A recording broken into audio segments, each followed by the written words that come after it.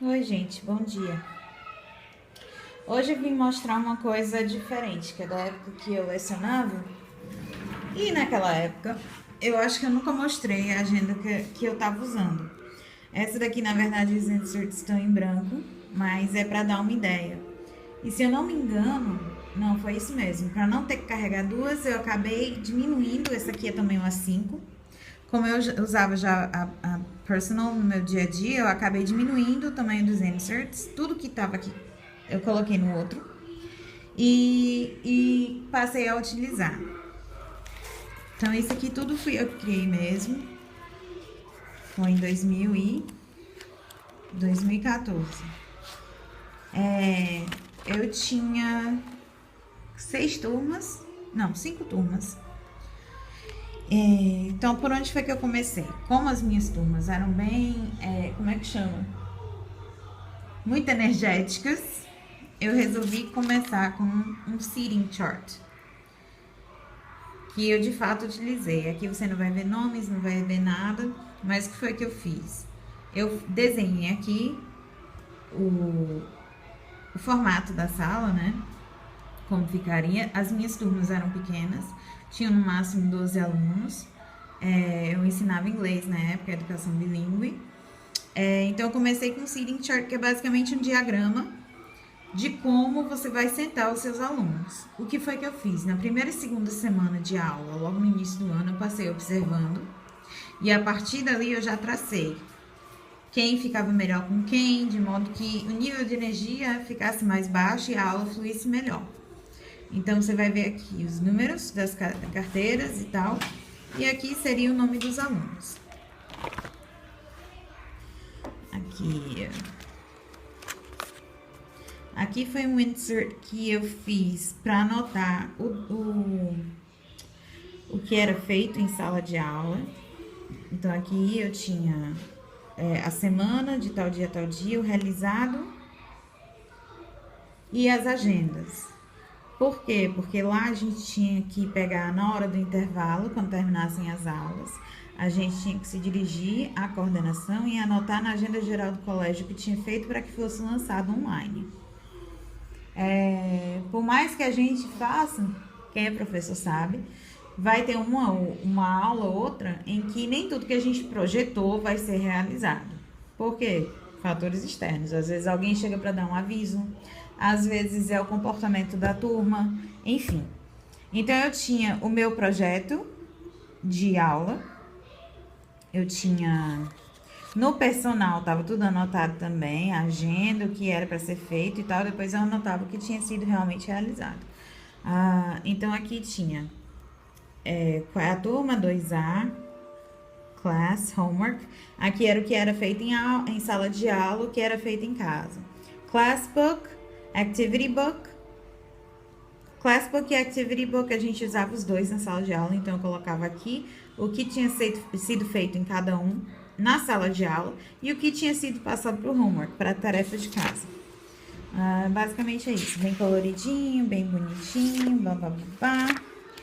Eu acho que as demais turmas também estão assim. Uma outra coisa que a gente tinha, aqui ó, meus lesson plans. Isso aqui foi tudo insert que eu mesma criei. Então, o que é que a gente tem aqui? Eu tenho esse insert disponível no Etsy, para quem quiser. Aqui é o Lesson Plan Book Content, o conteúdo do livro, a lição, as páginas, qualquer handout que tivesse, como é que a gente chama? Um TD, né, que nós professores tenhamos elaborado. Quais são as metas dessa lição? As 3 metas principais, qual o vocabulário que vai ser trabalhado, qual é a gramática, quais são os materiais necessários, tempo estimado total, warm-up, é tipo quebrar o gelo, uma introdução, como é que eu vou explicar isso? Tá falhando em português, gente, ajuda. Uma atividade introdutória, onde você explora um pouco do material não, do assunto que vai ser abordado durante o resto da aula. Então, por exemplo, se o tema é cores, Você pode começar fazendo um bingo de cores. Você vai começar perguntando qual é a cor favorita de cada aluno.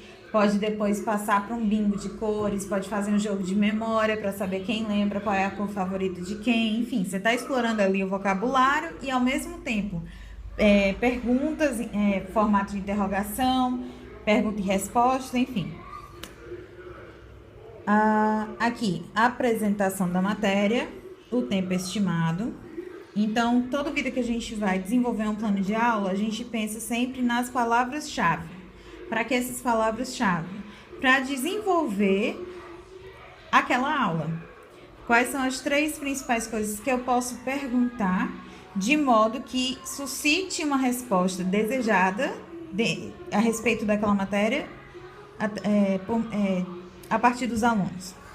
Aqui, prática controlada, que seria o quê? Atividades dirigidas. Uma prática mais livre. Então, aí você já pode fazer uma coisa mais diversificada, que não seja um TD. Pode ser um jogo, pode ser qualquer outra coisa. Consolidação, também vai ser outra atividade mais dirigida. E aqui o follow-up, que seria o acompanhamento. No caso, é tarefa de casa. Então, seria páginas do livro ou handout. Depois temos aqui observações pós-aula. Sobre o warm-up, funcionou, não funcionou, o que é que pode ser mudado? A apresentação, prática controlada, prática livre, consolidação. Para que servem essas observações? Para que no ano que vem, ou na próxima vez que a gente for dar essa matéria, ou até mesmo para os planejamentos posteriores, a gente possa ver o que funcionou, o que não funcionou. Tem sala de aula que vai precisar de uma estrutura muito mais rígida. Já tem alunos que conseguem desenvolver melhor com mais liberdade, sem perder a disciplina. Então, tudo isso você vai observando. Que mais? Aqui, lá na escola a gente tinha não só notas normais, né? Através de prova, tínhamos também testes orais elaborados por nós, professores, em PowerPoint. Então, o que foi que eu fiz? Sempre levava em consideração vocabulário, pronúncia e estrutura. Lembrando que eram alunos pequenos, então, claro que pronúncia e tal, enfim, você dá uma flexibilizada, mas também não pode liberar por completo, porque senão o aluno não vai entender o que é esperado dele. Então, o que eu fazia aqui? Anotava. Se acertou, a questão 1, 2, 3, 4, geralmente eram questões de... Como é? Eram questões que tinham subitens, então davam umas 8 ou 10 questões no final das contas. Anotava aqui uma nota para vocabulário, pronúncia e estrutura e elaborava uma nota geral para aquele aluno. Aqui tem as observações que seriam a respeito de cada aluno, então poderia anotar, por exemplo, o que é... alguém que tivesse com dificuldade na pronúncia de determinada sílaba, eu podia anotar ali para trabalhar com ele individualmente depois. Aqui tem observações maiores que seriam destinadas a cada aluno. Então, o que é que aquele aluno específico, o que é que eu observei nele? Qual é a dificuldade dele? Ele está tendo, não está tendo? Qual é a matéria? Enfim. Eu acho que o resto... Pronto. E aqui se repete para cada uma das outras turmas. Pronto, gente, acho que era isso. Eu tinha guardado, mas eu não tenho mais. Quando eu usei no personal, eu acabei não usando os meus inserts. Eu usei dividido, na verdade. Usei os inserts aqui de prova e tal. O que eu não usei, o que eu marcava no personal era o quê? O que deveria ser naquele dia, as páginas do livro, as páginas para a tarefa de casa e a agenda proposta.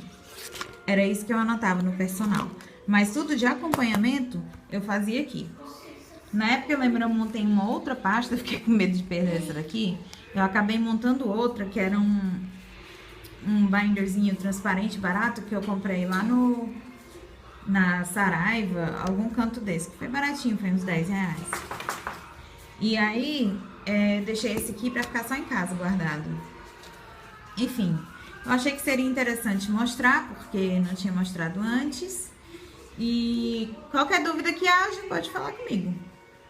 Ouvir, perguntar alguma coisa que queira sobre os inserts, enfim. Fica a critério de vocês. Um beijo, galera!